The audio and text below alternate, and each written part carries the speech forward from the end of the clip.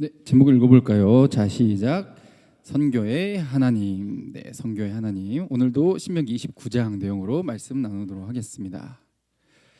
예, 반복돼서 모세가 지금 요단강 건너기 전에 지금 말씀을 전하고 있죠. 같은 내용의 반복이라 그랬어요. 출애굽기에서 있었던 그 10계명과 여러 율법의 내용이 대부분이 반복되고 있어요. 왜냐하면 첫 번째 때 말을 했는데 직접 하나님의 음성도 10계명 때 하나님 말하는 걸 직접 들었거든요. 근데도 실패했어. 그래서 광야 40년간 뺑뺑 돌다가 첫 번째 세대, 불순종했던 세대는 다 죽고 이제 그 다음 세대가 가나안 땅, 약속의 땅으로 들어가죠. 그러니까 믿음의 사람들만 하나님의 약속의 땅에 들어간다라는 걸 이제 보여주신 거죠. 이제 들어가기 전에 또 다시 이야기하는 거예요. 자, 첫 번째 세대 실패했는데 잘 기억해라. 두 번째 너희 다시 말하는데 하면서 십계명과 여러 율법들을 이야기하면서 가서 이대로 살아야 된다. 그게 하나님 나라에 합당한 삶이고 하나님 사랑, 이웃 사랑. 이게 진짜 찐 믿는 사람. 그냥 교회만 다니고 그냥 하나님 뭐 사랑해요. 그냥 머리로만 많이 알아. 이런 거 말고 진짜 구원받는 사람. 진짜 주님 다시 오셨을 때 잘했다고 칭찬 듣고 하나님 나라에 들어가는 사람은 어떤 사람이다? 너무 감사해서 올바른 반응을 보이는 사람이다. 감사하면 감사한 태도가 나와야죠. 이게 하나님 사랑을 아는 사람의 태도라는 거죠. 그래서 율법을 통해서 하나님이 그렇게 다스리는 사람 그리고 그 사회 어떻게 정의롭고 사랑이 넘치는 사회인지 쭉 배웠고 그래서 축복과 저주를 선언하면서 이대로 살면 그렇죠? 공부해야 공부 잘하는 거예요. 공부 안 하면 성적이 좋지 않은 것이죠. 이게 당연한 법칙이죠. 마찬가지로 하나님 말씀대로 살면 복을 누리고 말씀대로 안 살면 본인 스스로 저주를 초래하는 겁니다. 그것을 선언을 하는 거예요. 그래서 세상 모든 존재보다 어떤 존재보다 지존, 가장 복된 존재. 그리고 이것이 기억, 너희를 구원하신. 원래 이집트 땅에서 노예였잖아요. 여기 이 상황 속에서 건져내신 하나님을 기억하는 것에서부터 출발한다. 그 기억이 우리로 자발적인 감사와 감격으로 이끌기 때문이죠. 모압 언약을 선언하는데 이게 종주권 언약이라 그래서 여러 가지 계약 누구 계약하는지 누가 자격이 있는지 그리고 그것이 어떻게 누구에게 해당이 되는지 이야기를 쭉 하고 있다는 것이죠. 자, 오늘 내용입니다. 반면교사라는 말을 들어보셨을 거예요. 뭐 중국에서 이제 마오쩌둥으로부터 뭐 이런 말이 유래됐다고는 하는데 요즘 우리가 많이 쓰는 내용이죠. 뭐 어떤 동기에서 나왔든지 간에 일단 이 내용의 의미는 누군가 잘못했어. 그래가지고 좀 잘못된 방향으로 가고 실패를 하거나 이런 경험을 했다는 거죠. 근데 그것이 우리에게 가르침을 준다, 깨달음을 준다 이런 의미죠. 교사가 된다. 롤모델이라 그래가지고 좀 잘하는 존재만 보고 와 닮고 싶다 이게 아니라 못 되는 사람을 보고도 배울 수 있다는 거예요. 그러니까 잘 되는 사람은 아 저런 부분이 또 좋은 거구나 좋은 점을 닮고 안 되는 사람들 이상한 부분들을 보면은 어때요? 우리가 아, 저건 닮지 말아야겠다 이런 생각을 하게 된다는 거죠. 뭐 우리나라에서 여러 인물들 있지만 특히 유재석이 청년들이 롤모델로 삼고 싶은 사람 1위로 뽑힌 적이 있거든요. 유재석 씨 아시죠? 근데 그런 사람들을 롤모델로 삼지 말고 저 유병재가 이런 말을 했어요. 좀 비읍시읒을 멘토로 설정해라. 네, 저걸 제가 제 입으로 말하기가 좀 그래가지고 그렇게 멘토로 설정해라. 왜냐하면 그들을 보고 아 나는 저렇게 되지 말아야겠다라는 생각을 하면서 오히려 더 경각심을 불러일으킨다는 거죠. 오늘 말씀도 마찬가지요. 복과 저주가 선언되는데 하나님이 복 준다 이렇게 살면 복 주겠다 이 내용으로 끝나는 게 아니라 반드시 저주가 선포가 돼야 돼. 잘못 살면은 이렇게 망할 거야라는 것을 이야기해야 된다는 거죠. 그래야 경각심이 생기고 진짜 하나님의 그 균형 잡힌 인격을 보고 배울 수가 있어요. 좋은 점만 보고 배우는 게 아니라 안 좋은 점을 통해서 배울 수 있다는 것이죠. 아 이렇게 되면 안 되겠다. 그런 말을 또 요즘 반면교사다 이렇게 표현을 하죠. 이스라엘 역사를 바라보면은 우리에게 롤모델이 되는데 잘한 롤모델이 아니라 신약 현재를 살아가고 있는 우리에게 반면 교사가 되고 있다는 거죠. 우상 숭배하지 말라고 그렇게 이야기하는데 뭘 해요? 우상 숭배해요. 멈추질 않아. 우리로 따지면은 지금 네 자신을 위해서 살지 말라고 그렇게 이야기하는데 너는 한계가 있고 네가 잘난 게 아니고 너는 은혜 없으면 살 수 없고 너는 그냥 뭐 교통사고만 나도 아니면은 뭐 뇌 혈관 하나만 잘못돼도 너 자신을 어떻게 컨트롤할 수 없는 그런 연약한 존재에 불과한데 뭘 마음만 먹으면 다 할 수 있고 뭐 뭔가 대단한 존재인 것처럼 복수하려고 하고 막 비교하고 도토리 키재기하고 자빠졌고 좀 자기가 잘 됐다고 하면 우쭐해가지고 막 지잘난 줄 알고 좀 안 되는 사람 보면은 막 손가락질하고 막 이런 것들을 하지 말라고 지금 이야기를 하고 있는 거죠. 이스라엘 역사가 우상 숭배라는 말 안에 이러한 것들이 있으니까요. 하나님의 말씀이 기준이 아니라 내가 기준이 되어서 사는 삶, 내 감정, 내 판단, 내 생각이 최고. 그래서 뭐 누가 어떤 말을 하든 필요 없어. 내 느낌이 중요해. 이게 우상 숭배입니다. 이런 걸 하지 말라 그랬는데 도무지 멈추질 않아. 근데 저와 여러분들도 마찬가지죠. 말귀를 그냥 듣고 싶은 말만 들으려 그래. 좀 자기한테 듣기 싫은 소리 하면은 막 집어치우려고 그러고. 하나님이 뭐래요? 이렇게 하지 말아라, 저렇게 해라. 근데 듣기 싫으니까 어떻게 돼? 자기한테 적용 안 해. 남한테는 적용 진짜 잘하는데. 그냥 잔소리야 나한테는. 이런 역사. 그래서 우리가 뭘 배운다? 저렇게는 되지 말아야겠다. 처절한 불순종의 결과가 어떻게 되는지에 대해서 예언을 하고 있어요. 하나님께서 약속을 하고 있는 거죠. 너희들이 만약 계속 그런 식으로 살면 반드시 망할 건데 어떤 식으로 망하냐. 물론 전에 했던 그 내용을 쭉 가볍게 정리하는 내용이죠. 22절부터 읽어볼까요? 시작. 너희 뒤에 일어난 너희의 자손과 멀리서 오는 객이 그 땅의 재앙과 여호와께서 그 땅에 유행시키는 질병을 보며 그 온 땅이 유황이 되며 소금이 되며 또 불에 타서 심지도 못하며 결실함도 없으며 거기는 아무 풀도 나지 아니함이 옛적에 여호와께서 진노와 격분으로 멸하신 소돔과 고모라와 아드마와 스보임의 무너짐과 같음을 보고 물을 것이요. 아멘. 자, 보면 너희 자손, 그러니까 지금 여기 없는 너희의 그 다음 세대들까지 지금 이야기하고 있는 거예요. 이 모압 언약이 여기에 지금 모압 언약을 맺고 있는 이 모세의 설교를 직접 듣고 있는 너희만이 아니라 너희 이후에 태어날 그 세대들까지 모두가 보고 듣고 알게 될 거라는 거죠. 근데 그들에게 반면 교사가 아니라 너희들이 그래도 롤모델이 되었으면 좋겠는데 좀 모세는 걱정이 심히 크죠. 애들 하는 꼬락선을 보니까 도무지 롤모델이 될 것 같지 않아. 그러면은 어떻게 된다? 너희의 그 후세대들이 보고 궁금해할 거야. 분명히 우리가 전에는 잘 살았는데 왜 이렇게 됐습니까? 이렇게 궁금해하게 될 거라는 거예요. 근데 왜 이렇게 됐냐 할 때 이 결과가 무엇이냐라는 거죠. 그리고 우리 후손 세대만 아니라 멀리서 오는 그러니까 이방인들도 보고 알게 된다는 겁니다. 어떤 꼬락서니가 되냐면 재앙이 임하게 되는데 질병이 일어나. 그냥 코로나는 아무것도 아니에요. 흑사병 그 이상의 것들이 막 질병이 일어나. 특히 전쟁에서 패배했을 때 이 시체들을 어떻게 처리할 수 없을 때 막 그 시체가 썩으면서 많은 또 질병들도 발생하게 되는데 앞에서 쭉 살펴봤죠. 말씀대로 안 살면 어떻게 된다? 전쟁에서 패하게 된다. 근데 말씀대로 살면 어떻게 된다? 모든 민족이 뛰어난 지존의 위치에 서는 민족이 되게 된다라는 거죠. 질병이 발생하고 또 그 온 땅이 유황과 소금이 된다는 거예요. 자, 유황과 소금은 이제 진짜 실제 유황과 소금이 되는 내용도 포함이 되고 특히 유황이라고 하면은 창세기 여러분들이 소돔과 고모라 있죠? 소돔과 고모라가 하늘에서 유황불이 떨어져 가지고 멸망을 당하잖아요. 동성애 오지게 하다가 하지 말라는 짓을 계속 하다가 하나님이 도무지 바뀌지 않는 얘네들 심지어 천사들이 거기에 방문을 했는데 어떻게 해요? 천사들을 동성애로 강간하려고 하잖아요. 이게 이제 확정이 된 거죠. 유황불이 떨어져서 다 죽임을 당해도 할 말이 없는 이제 법정적으로 유죄가 선언이 되는 거죠. 그래서 멸망을 당했는데 이게 바로 그 내용을 이야기하고 있는 거예요. 그래서 밑줄 그어진 부분에 하나님의 진노와 격분으로 멸하신 소돔과 고모라 그리고 아드마와 스보임. 아드마와 스보임이 이제 이 소돔과 고모라의 뭐 위성도시 이런 식으로 이제 이해가 되고 있는데 여기가 창세기에는 직접 언급이 안 되는데 아마 소금과 좀 관련이 되어 있지 않을까 또 이런 생각을 하는 거죠. 또 롯의 아내가 뒤돌아보지 말라 그랬는데 소돔과 고모라 멸망할 때 뒤돌아보지 말라고 그렇게 이야기했는데 뒤돌아봐가지고 소금 기둥이 된 그런 역사가 있는 거죠.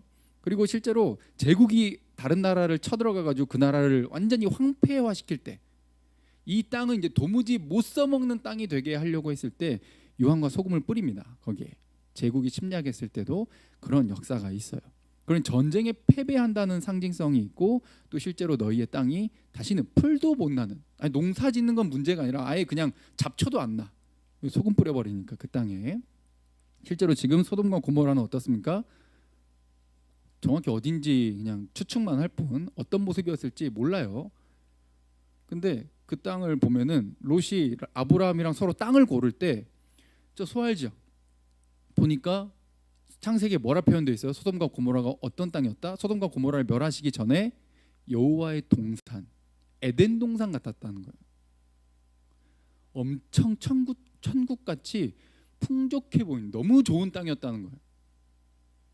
그죠? 풍수지리에서 배산임수 막 이거는 그냥 저기 배산임수 뺨싸다기를 나를 만큼 너무 좋은 땅, 에덴 동산 같은 곳.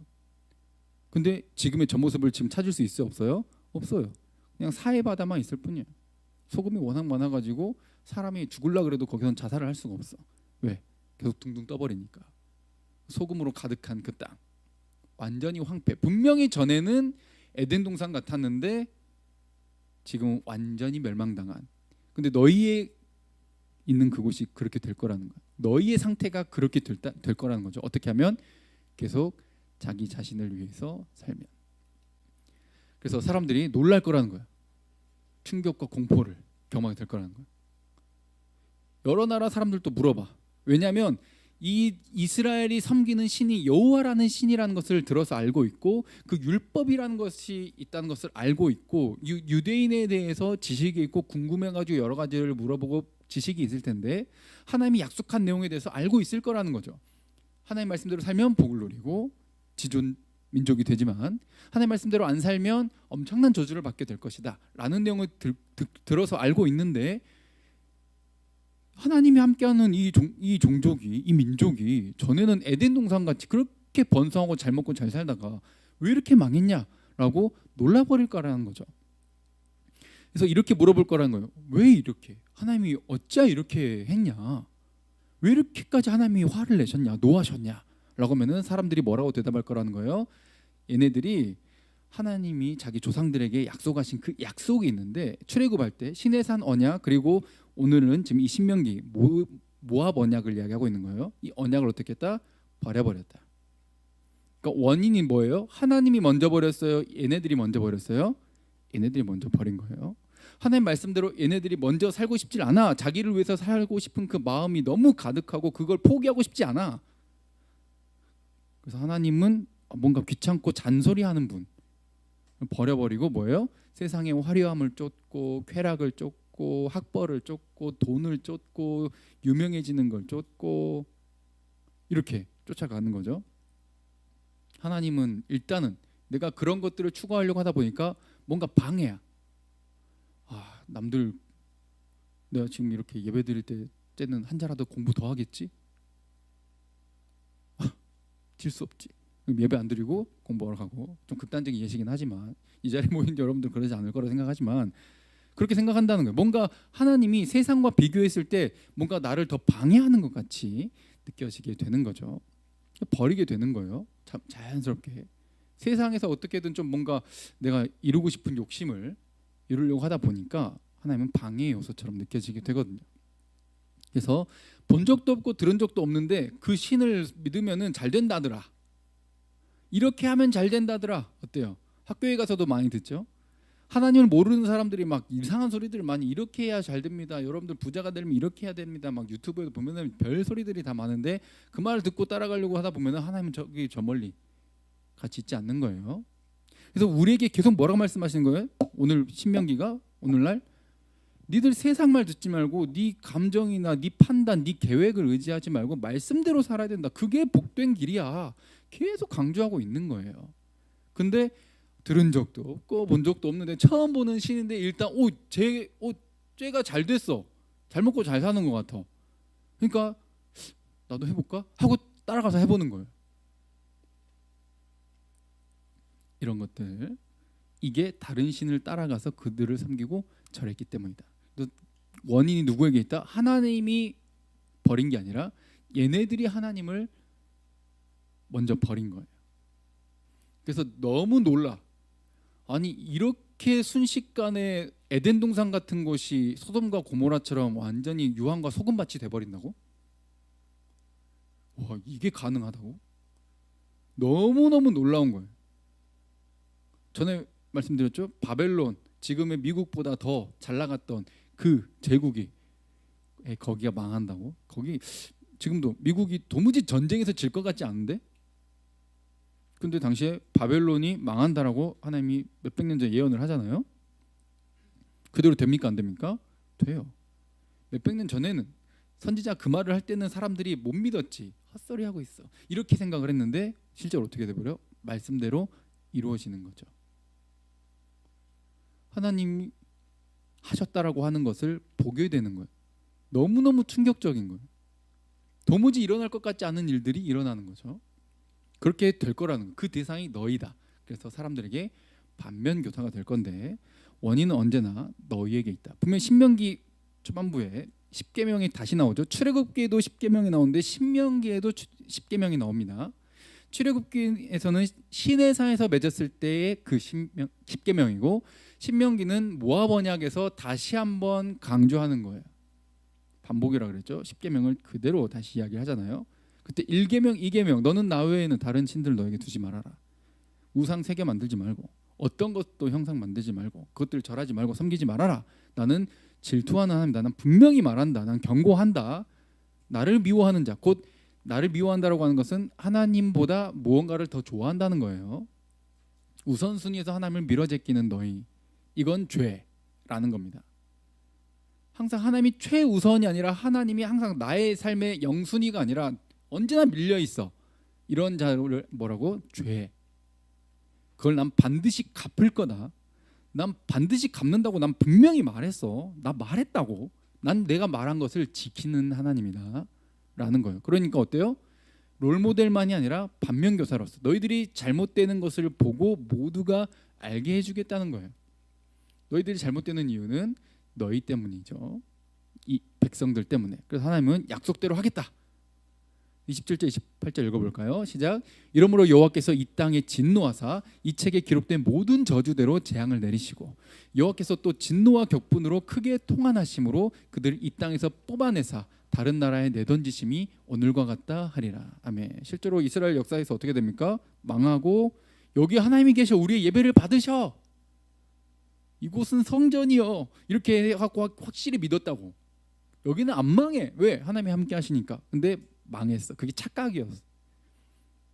예배 드리고 나서 나가서는 지 멋대로 살면서 하나님은 언제나 자기 욕심을 위한 도구에 불과하면서 하나님께 기도할 때도 하나님이 뭘 기뻐하시는지 아무 관심 없고 내가 뭘 기뻐하는지 내가 기뻐하는 것만 열심히 요구하고 기도하다가 하나님이 함께 한다고 착각 중에 착각을 하다가 근데 마음의 확신은 너무 확실해. 일말의 의심도 없어. 하나님이 우리와 함께 하셔. 근데 계속 하나님 말씀으로 뭐라고 하셨어요? 경고하시는 거예요. 정신 차려라. 돌아와라. 너네 그게 잘못된 거다. 근데 그대로 정말 된 거예요. 이게 가나안 땅에 들어가기 전에 요단강 건너기 바로 직전에 이 모압 지역에서 모세가 지금 경고하는 거예요. 반드시 너희를 뽑아내가지고 가나안 땅에서 잘 먹고 잘 살다가 다른 나라에 던져버릴 거다. 이게 바벨론으로 포로로 끌려가는 이 역사 속에서 깨닫게 되는 거예요. 아, 그때 하나님이 경고하셨었는데 모세 5경에 분명히 경고하셨었는데 내가 안 들었었구나. 하나님 진짜 말씀대로 하시네. 저주도 뭐예요? 약속대로 하시는 거예요. 말을 안 들어. 좀 저주하겠다고 약속하셨잖아. 말 안 들었어. 어떻게 돼요? 저주 받는 거예요. 포로로 끌려가는 거. 완전 망하는 거예요. 그렇게 이런 일들을 하는데 자 29절 읽어볼까요? 자 시작. 감추어진 일은 우리 하나님 여호와께 속하였거니와 나타난 일은 영원히 우리와 우리 자손에게 속하였나니 이는 우리에게 율법의 모든 말씀을 행하게 하심이니라. 아멘. 자 이게 좀 난해 구절이긴 해요. 여러 학자들이 막 이렇게 저렇게 이제 해석을 하는데 감추어진 일은 하나님께 속했고 나타난 일은 영원히 우리 자손에게 속했다라고 하는 거죠. 이것을 이제 뭔가 이게 좀 감추어진 비밀의 그런 의미다라고 해석하는 사람이 있어요. 그리고 나타난 일은 뭐예요?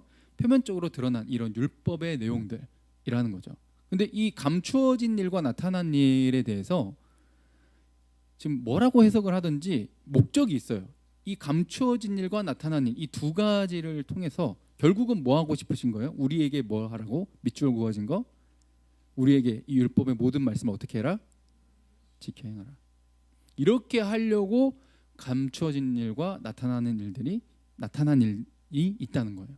자, 이 감추어진 일과 나타난 일이 또 하나님이 아시는 일, 근데 우리는 모르는 일. 나타난 일은 뭐예요? 우리에게 이미 보여주신 이 율법. 이렇게 또 해석하는 사람이 있고, 또 감추어진 일을 이렇게 보통은 이제 문맥상으로 이렇게 해석을 하거든요. 앞뒤 보면은 이스라엘 백성들이 말을 안 듣고 자기 욕심대로 행하고, 그리고 은밀히 숨어서 죄를 행한다. 우리가 지지난 시간에 이 신명기 계속 말씀 듣고 있잖아요. 근데 백성들이 숨어가지고 예배 드리고 나서 가가지고 숨어서 에이 아무도 몰라, 나만 알고 나랑 같이 죄 지은 사람만 알아, 아무도 모르겠지, 이렇게 은밀히 행하는 이런 죄들 누가 보고 계신다? 하나님 보고 계신다. 이런 내용들이 앞에 나와 있거든요. 그래서 이렇게 해석하는 게 이제 좀 주류 해석의 주류라고 보시면 되겠습니다. 그러니까 은밀히 죄를 행하든지 혹은 나타난 일은 율법을 통해서 이건 죄다 아니다 확실하게 드러나잖아요. 그렇죠? 이렇게 드러난 일이든 죄든지 간에 모두 은밀하게 지은 죄는 하나님이 갚아주시지만 나타난 이런 죄들에 대해서는 이 율법을 통해서 이 재판을 하게 될 거고, 너희들이 이 모임을 통해서 하나님 주신 율법을 기준으로 벌을 받게 될 것이다. 또 이런 해석이 주류 해석이라는 것이죠. 근데 이게 좀 중의적인 의미로 받아들여지게 됩니다. 감추어진 것이 실제로 말씀대로 살았을 때의 미래가 지금 포함이 된 거죠. 미래는 지금, 현재, 그리고 과거가 쌓여서 미래가 되잖아요. 지금 뭘 선택하느냐에 달려 있다는 거예요. 아직 미래는 감추어져서 보이지 않아. 미래는 하나님께 달려 있지. 근데 단 뭐에? 지금 현재와 과거에 말씀을 주셨어. 율법을 주셨고, 현재 그것을 우리가 살아내냐 안 살아내냐 이것이 드러나잖아요. 나타난 일. 현재 이 나타난 일, 우리의 선택에 의해 미래가 달라지게 되는 거예요.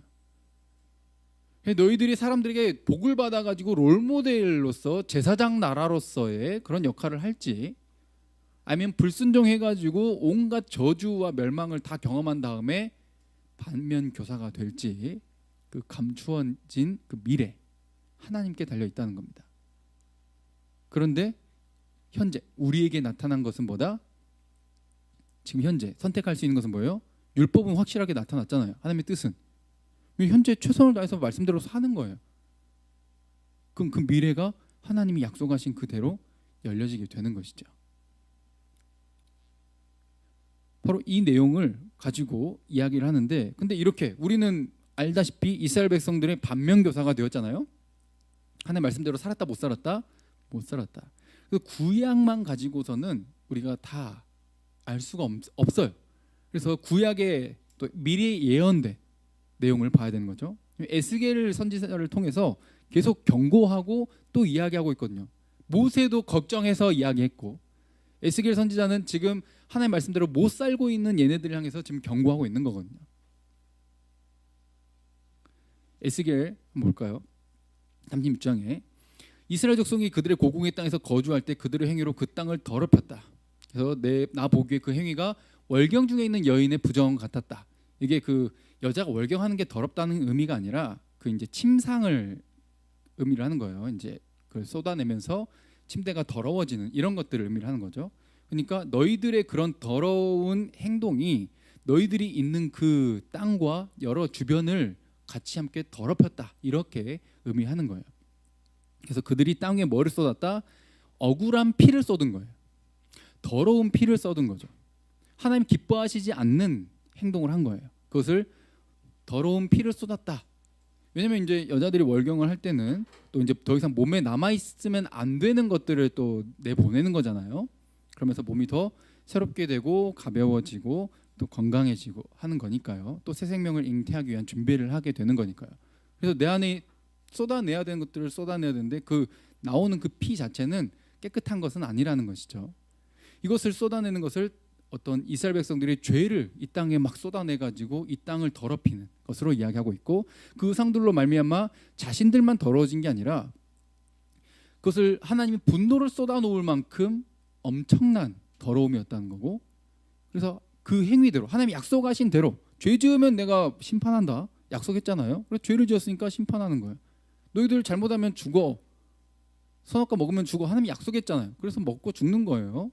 너희들 죄 지으면 지옥 가, 하나님이 말씀하신 거예요. 약속대로 그러면 죽고 지옥 가. 그래서 안 믿는 사람들은 하나님 지옥 보내고 나쁜 분이네, 모르는 소리, 본인이 깨끗하다 생각하고 착각하고, 그리고 하나님이 죄를 봐도 더러운 것을 봐도 가만히 있어야 되는, 그냥 뭐 목각처럼 그냥 우상처럼 가만히 계셔야 되는 분으로 착각하는 건데 아니에요. 하나님 직접 이 땅을 지으셨고 이 땅에 개입하십니다. 잘못된 것들을 심판하신다는 거예요. 잘못된 죄인들을 지옥에 보내신다는 거예요. 문제는 모든 자가 그 안에서부터 이기적인 그 욕심으로 가득 찬 죄인이어서 모두가 지옥 가게 합당하다는 그 내용이 문제이지만, 그래서 모든 사람이 아무리 말을 하고 경고를 하고 해도 하나님 말씀대로 살아야 못 살아요? 못 살았다는 거예요. 지금 구약에 지금 에스겔에 그렇게 이야기하고 있잖아요. 분명 신명기까지 약속했던, 하나님이 경고했던 그 내용을 안 지켜요. 그래서 20절에 그들이 이른바 그 여러 나라에서 내 거룩한 이름, 하나님의 이름을 더럽힌 거예요. 내 이름이 더러워졌다는 거예요. 분명히 세상 사람들이 다 알아. 너희들이 이스라엘이라는 존재들이고 내 백성이라고 하는 것을 세상이 다 아는데 너희들이 하는 꼬라지를 보면 도무지 하나님의 백성이 아닌 것 같다. 여전히 우리에게도 동일하게 적용해야 되는 거예요.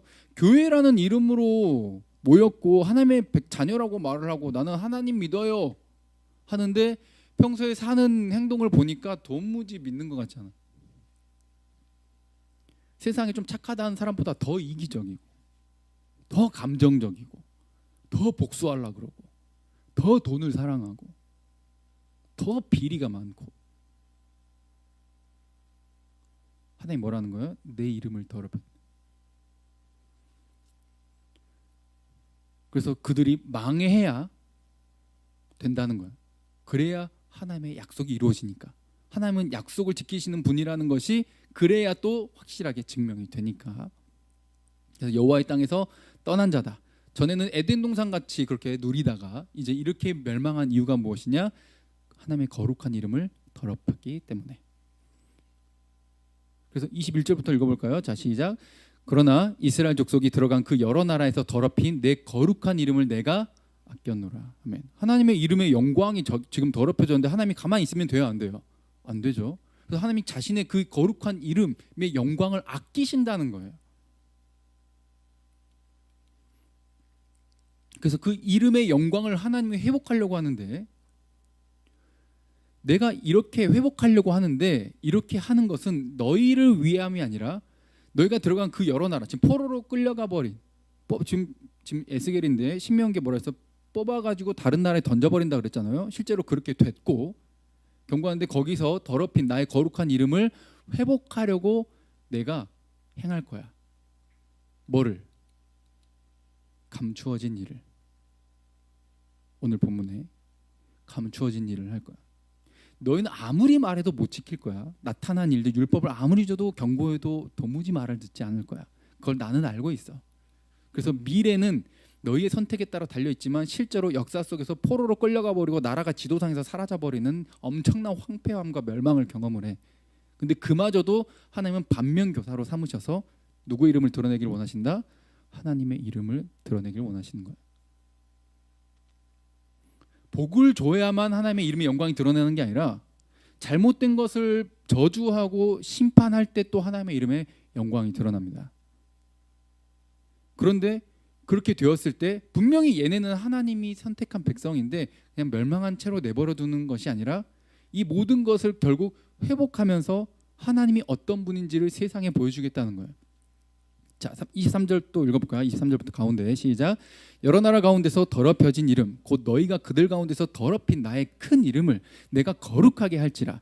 내가 그들의 눈앞에서 너희로 말미암아 나의 거룩함을 나타내느니 내가 여호와인 줄을 여러 나라 사람이 알리라. 주 여호와의 말씀이니라. 아멘. 분명 아까 신명기에서는 너희 후손과 이방인들이 보고 와 이렇게까지 망한다고? 충격과 공포를 경험하게 되는데 이제는 하나님이 행하시는 일을 통해서 뭐를 또 보는 거예요? 충격과 공포. 이렇게 망했던 얘들이 회복이 될 수 있다고? 라는 반대의 경우를 하겠다는 거예요. 근데 너희만이 아니라 내 이름을 위해서, 하나님의 이름의 영광을 위해서. 그러니까 이 회복은 누가 하신다? 우리가 잘해서가 아니라, 내가 노력해서 얻을 수 있는 게 아니라 하나님이 하나님의 이름의 영광을 위해서 하나님이 행하시겠다는 거예요. 이게 중요합니다. 회복을 위해서 누가 하신다? 하나님이 행하신다. 그래서 24절부터 또 읽어볼까요? 자, 시작. 내가 너희를 여러 나라 가운데서 인도하여 내고 여러 민족 가운데서 모아 데리고 고국 땅에 들어가서 맑은 물을 너에게 뿌려서 너희로 정결하게 하되 너희 모든 더러운 것에서와 모든 우상 숭배에서 너희를 정결하게 할 것이며. 자, 여기까지. 내가 여러 나라 가운데서 흩었던 너희를 다시 인도해 가지고 고국 곧 가나안 땅 이 이스라엘로 데려올 것라고 말씀하시는 거죠. 회복을 약속하고 있는 거예요. 니들이 잘못했고 니들이 초래한 그 멸망 황폐함을 아무도 도무지 여기서는 이거는 그냥 망한 정도도 그냥 망이 아니라 캐망이야. 캐망. 그냥 도무지 회복의 기미가 없어. 근데 이 상황 속에서 회복시킬 때 하나님의 이름의 영광이 드러난다는 것이죠. 그래서 내가 하겠다는 거예요. 24절에 내가, 주어가 확실하죠. 내가 할 건데 인도하는 것도 내가, 너희를 고국 땅에 들여보내는 것도 내가, 맑은 물을 너에게 뿌리는 것도 내가, 너희를 정결하게 하는 것도 내가, 너희를 모든 더러운 곳에서 그리고 모든 우상 숭배에서 깨끗하게 하는 것도 내가. 또 유명한 구절이죠. 26절부터 시작. 또 새 영을 너희 속에 두고 새 마음을 너에게 주되 너희 육신에서 굳은 마음을 제거하고 부드러운 마음을 줄 것이며. 아멘. 구약에 아무리 기록해놔 밖에다가 자 이대로 살면 복 받는다 해도 지켜요 못 지켜요? 못 지켜. 그래서 구약이 아니라 신약을 약속하고 계시는 거예요. 새 영, 새 마음, 부드러운 마음, 나의 영. 즉 뭐예요? 신약에 우리에게 오신 성령님이에요. 예수 그리스도를 믿고 성령을 믿는 사람들 어떻게 해요? 이 법이 밖에 있어가지고 내가 내 힘으로 지키는 것이 아니라 구약을 통해서 보여주잖아요. 반면 교사가 되게 하셨잖아요. 신약을 통해서 이제 우리가 뭐가 되기를 원하시는 거예요? 롤 모델이 되기를 원하시는 거예요. 잘못돼서 망하는 존재가 아니라 성령을 통해서는 실패가 없다는 거죠. 마음에서부터 우러나와서 기뻐서, 전에는 밖에다가 기록해놓고 지키기 싫은데 정말 귀찮은데 잔소리인데 이렇게 생각하면서 진짜 지켜도 억지로 지키고 실제로 다 지키지도 못하는 그런 구약이었는데, 그래서 저주를 초래할 수밖에 없고 역사 속에서 저주를 체험했는데 그대로 내버려 두지 않고 뭐예요? 성령을 넣어주셔서 마음을 바꿔버려요. 전에 없던 새로운 마음이 창조돼. 새 창조라고 말하거든요, 신약에. 그래서 마음이 부드러워져. 이게 기적입니다. 할렐루야. 복음을 들을 때 이 역사가 일어나요. 새로운 마음이 생겨가지고 갑자기 하나님이 믿어져. 하나님이 살아계시고 날 사랑한다라는 게 그냥 알게 돼. 진짜 신기한 게 이게 전에는 안 그랬는데 갑자기 그렇게 돼. 변화돼. 그래서 나만을 위해 살지 않고 하나님을 위해서, 그리고 하나님을 위해서 하려고 하다 보니까 하나님 말씀이 뭐예요? 전부 가서 이웃을 사랑하라는 거예요. 너희를 희생하고 너희를 나눠주고 사랑을 베풀고 이 땅에 쌓으려고 하지 말고 하늘에 쌓고 이렇게 함께 더불어 살아가는 그런 세상을 기뻐하게끔 만들어버려요. 전에는 남이 어찌되든 내가 일단은 경쟁에서 이겨야 되고 일단 누가 뭐 불합격하고 떨어지든 상관없이 내가 일단 합격해야 되고, 그렇죠? 내가 일단 돈 많이 벌어야 되고 내가 이 주식을 통해서 돈을 많이 벌어야 돼. 누가 잃든지 별로 관심 없어. 그런 삶을 추구하다가 어떻게 돼? 뭔가 안 되는 사람, 약한 사람, 이 세상의 어두운 면에 관심을 두고 그것을 왜 기도하고 내가 뭘 도울 게 없을까, 이런 사람을 바뀌게 된다는 이거 기적입니다, 여러분. 다른 사람은 봉사활동을 하더라도 예수를 안 믿는 사람들은 자기가 보람을 느끼려고 해. 목적이 언제나 자기 자신이에요. 내가 보람을 느끼지 않으면 하질 않아. 오히려 내가 은혜를 베풀었는데 은혜를 원수로 갚는다? 그럼 더 이상 은혜를 베풀려고 해요? 안 해요? 안 한다고. 근데 어때요? 믿는 사람들은, 예수를 아는 사람들은, 새의 마음을 받은 사람들은 그 사람이 복수할지라도, 그 사람이 어떤 태도를 보일지라도, 내가 보람을, 심지어 내 보람을 느끼지 못할지라도 선을 계속 행하는 거예요. 왜? 그게 예수님을 통해 하나님이 우리에게 먼저 베푸신 사랑이니까. 할렐루야. 그 사랑과 감격과 기억 때문에 우리의 굳은 마음이 부드러워지는 거, 그게 깨달아지니까. 27절부터 읽어볼까요? 또 시작. 또 내 영을 너희 속에 두어 너희로 내 율례를 행하게 하리니 너희가 내 규례를 지켜 행할지라. 내가 너희 조상들에게 준 땅에서 너희가 거주하면서 내 백성이 되고 난 너희 하나님이 되리라. 아멘. 이스라엘 구약의 처음에 얘네들 망했잖아. 롤모델로서 제사장 나라로 세우려고 그랬더니 오히려 실패하고 반면 교사가 돼버렸잖아요. 이제 신약에는 어떻게 하겠다? 성령을 부으셔서 자발적으로 하나님의 말씀을 지켜 행하는 존재가 되어서 모든 세상의 엘yon, 지존, 가장 정의롭고 행복한 천국의 나라를 살아내는, 모두가 그렇게 서로를 내어주고, 쟤가 나보다 더 낫다, 나는 언제나 부족하다, 그래서 내 것을 항상 저 사람에게 나눠주려고 서로가 그렇게 하려고 하니까 천국이 돼.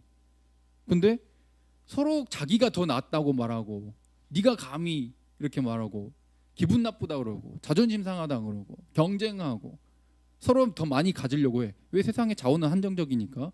그것을 서로 갖겠다고 하니까 뭐예요? 전쟁이에요. 지옥인 겁니다. 예수님께서 성령을 통해서 서로를, 나보다 서로를 더 챙기려고 하는, 그러다 보면 나는 챙겨주려고 했는데 또 많은 사람들이 또 나를 챙겨주게 되는, 서로가 서로를 챙기는 천국을 경험하게 되잖아요. 이런 나라를 위해서 인간은 아무리 지가 노력해도 된다 안 된다? 안 된다. 그래서 성령을 부어주셔야만 가능하다라는 걸 이야기하고 계시는 거예요. 이게 에스겔 선지자를 통해 우리에게 말씀하신 거죠. 그래서 그 경험을 하게 되면 어떻게 된다고요? 31절부터 보시면 너희가 악한 길과 너희 좋지 못한 행위를 기억하고, 내가 잘못했구나, 이건 진짜 내가 죄구나 하면서 스스로를 밉게 보리라. 그러니까 내 존재 자체가 밉다 이게 아니라, 그러니까 내 이 죄악된 내 죄를 버리지 못하는, 계속 반복되는 죄를 짓는 이 스스로가 항상 양심에 찔리고 스스로가 이 죄 짓는 이 모습이 너무 미운 거예요. 그러니까 자발적으로 어떻게 돼? 말씀대로 살고 싶은 거죠. 이게 괴로워. 죄 짓는 게 양심이 찔려가지고 너무 괴로워. 양심이 찔리고 괴로운데 괴로운 걸 계속한다. 뭐 변태도 아니고 계속 그렇게 할 수 없게 되는 거죠. 하나님 믿는 사람은 정말 죄 지을 때마다 양심 찔려서 그것을 계속, 순간은 달콤하지만 멀리하게 되고, 계속해서 하나님 기뻐 행하는 거, 하나님께 영광 돌리기, 이게 내가 너무 좋아가지고 그렇게 행하는 방향으로 계속 가게 되는 거예요. 예수 그리스도를 믿으면 이제 시작 출발선상에 서가지고 죽을 때까지 그 성장을 경험하게 된 겁니다. 막 믿었을 때는 그 수준이 형편없지만 믿음이 반복되면 반복돼서 진짜 찐 믿음을 말하는 거예요. 가짜로 그냥 교회에 오래 다니기만 한 것은 아무 소용없어요. 20년, 30년, 40년, 50년, 60년 다녔어도 찐 믿음이 아니면 이 변화가 없습니다. 어떤 변화? 성령을 경험한 것, 거듭나야만 일어나는 것들. 그래서 너희 스스로 진짜로 성령을 받고 구원받으면 부끄럽고 스스로를 한탄하게 되고, 35절에 황폐했던 이곳을, 즉 우리의 영이 어떻게 돼요? 아예 소망이 없던 우리의 영혼과 이 나라와 우리 주변이 어떻게 돼요? 이제는 에덴 동산같이 돼. 아까 소돔과 고모라는 어때요? 에덴 동산에서 소돔과 고모라가 돼버렸잖아. 하나님 말씀대로 안 살았더니. 근데 이제는 예수 그리스도를 믿는 자들은 성령을 경험하고 나서 내 안에서 어떻게 해요? 불가능하던 일들이 일어나. 새 창조가 일어나. 나를 통해 소망이 없어 보일 것 같던 그곳에 회복이 일어나. 우리 학교가 무슨 기도 모임이 생기고 믿는 자들이 막 뭐 전도가 일어나고, 뭐 이 나라 이 비리 가득한 이 땅에서 뭔 에덴 동산이야, 지옥이지, 이렇게 헬조선이지, 막 이렇게 생각하는 이곳에서 기적이 일어날 수 있다는 거예요. 어떤 사람 때문에? 성령 받은 사람 때문에. 할렐루야. 이곳에 모인 저와 여러분들이 그런 자들이 되기를 원합니다. 그래서 누가 안다? 36절에 계속 말하죠. 모두가 알게 된다는 거예요. 너희 사방에 남은 이방 사람들이 나 여호와가 무너진 곳을 다시 세워서 건축하고 황폐한 자리에 심은 줄을 알리라. 그러니까 이렇게 회복이 일어난 것도 뭔가 저 사람 대단한데 이게 아니라 누구를 알게 된다? 여호와를 알게 된다는 거예요. 왜? 하나님이 내가 하겠다고 하셨으니까. 이건 뭘 이야기합니까? 탕자처럼 지가 잘나서가 아니라 그저 은혜라는 거예요. 하나님이 해주셨다는 것이죠. 이건 십자가 사건을 이야기하고 있는 거예요. 온전한 회복은 십자가와 부활을 통해서 이루어집니다. 할렐루야. 인간의 노력으로 이루는 게 아니라는 거예요. 그래서 결국 그 십자가를 통해서 무너진 곳을 수축하고 새 영을 부으셔서 말씀대로 자발적으로 살고자 하는 그 나라와 공동체를 세우겠다는 거죠. 그게 교회라는 이름의 공동체고, 이 교회를 통해서 결국 누구의 이름이 회복돼요? 하나님의 이름, 그 영광이 회복된다는 겁니다. 이것을 우리 안에만 갖고 있으면 안 되죠. 오늘 제목처럼 선교의 하나님이잖아요. 계속 우리 반복돼서 포인트가 뭐였어요? 모든 자들이 알게 하는 것. 하나님이 왜 회복을 주셨습니까? 모든 자들이 알게 하려고, 너희만 구원받게 하려고 하는 것이 아니라 모든 자가 그 구원을 누리게 하려고, 이 회복을 깨닫게 하려고. 그 이름의 영광. 그러니까 뭔가 하나님 본인 영광 받으려고 그랬구만. 이게 이기적인 것이 아니라 하나님이 세상을 창조하실 때 그 상태가 가장 최고의 천국 에덴 동산의 상태이고, 하나님의 이름을 영광을 회복할 때 우리도 천국을 경험해요. 그래서 예수 믿는 사람들 알아요. 모여가지고 하나님이 어떤 분인지 고백하는데 내가 기분이 좋아. 안 믿는 사람이 예수님 믿고 구원받는데 내가 구원받는 거 아니잖아? 근데 그 사람이 회복되고 하나님의 이름을 높이고 그 영혼이 살아나는 게 내가 기분이 좋아. 남이 잘 되면, 세상은 남이 잘 되면 배가 아파요. 친척이 땅을 사도 배가 아픈 게 세상이라고. 근데 하나님 나라는 어때요? 남이 잘못되면 나도 같이 울어. 우는 자들과 함께 울어. 누가 잘 돼? 함께 기뻐해. 천국을 회복한다고. 세상은 이미 망가져 있어요. 지금 예수 이름이 없는 그 세상은 망가진 세상인데, 그것의 온전한 완벽한 마음에서부터 진짜 그 사람 자체를 바꿔버리는 회복은 예수 이름 안에서만 이루어져요. 하나님 이름을 높이는데 너무너무 기분 좋아. 온 세상이, 온 땅이 하나님의 이름을 알기를 바라야 되는 거예요. 그게 천국임을 알게 되니까요. 그래서 왼쪽에 읽어볼까요? 마태복음입니다. 자, 시작. 그러므로 너희는 가서 모든 민족을 제자로 삼아 아들과 성령의 이름으로 세례를 베풀고 내가 너에게 분부한 모든 것을 가르쳐 지키게 하라. 볼지어다 내가 세상 끝날까지 너희와 항상 함께 있으리라 하시니라. 아멘. 복이 뭐라고요? 하나님이 함께 하는 거예요. 가장 복된 상태. 근데 가장 저주의 상태가 뭐예요? 결과는 그냥 여러 현상으로 나타나지만 원인은 뭡니까? 하나님이 함께하지 않을 때, 하나님을 내가 걷어찰 때 저주인 거예요. 이 세상 어때요? 하나님 없이 뭔가 이 세상이 어떻게 출발했는지 하나님 없이 일단 생각해. 뭐 답이 나옵니까? 하나님 없이 뭔가 해결책을 찾아. 하나님 없이 뭔가 과학을 발전해가지고 우리 인간이 잘 먹고 잘 살라고 해. 잘 됐습니까? 지금 세상 이 지구 어떻게 되고 있어요? 하나님 없이 어떻게 뭔가 하려고 할 때 무조건 망하는 거예요. 근데 하나님을 회복할 때 천국인 거예요. 선교할 때 아버지, 아들과 성령의 이름으로 세례를 베풀고 하나님의 나라의 그 원리와 원칙을 가르쳐서 그 성령으로 모두가 거듭난 마음에서부터 정말 다른 사람을 소중하게 여기고 존중하고 나보다 남을 더 높이고 사랑하는 그 공동체, 그것을 확장시켜 나갈 때 복을 누리게 된다는 거죠. 그래서 이제 미래는 감춰져 있죠, 아직은. 그러나 확실하게 약속을 통해서 또 분명하게 드러나 있는 거예요. 그래서 너희는 하나님 말씀대로 예수 그리스도를 믿고 구원받고 복을 누리며 살 것인지, 아니면 예수 그리스도를 거부하고 너 자신만을 위해서 살다가 지옥에 가는 반면교사가 될 것인지. 그러나 이제 진짜 여러분들이 이 자리에 모인 모든 자들이 예수 그리스도를 알고 믿고 그분을 위해서 살겠다고 결단하는 성령을 경험했다면 여러분들 이미 롤모델의 길에 서 있고 여러분들을 통해 여러분들 주변을 천국으로 바꿔 나가실 것이고 여러분들을 통해 예수 그리스도와 하나님의 나라를 경험하게 하실 것입니다.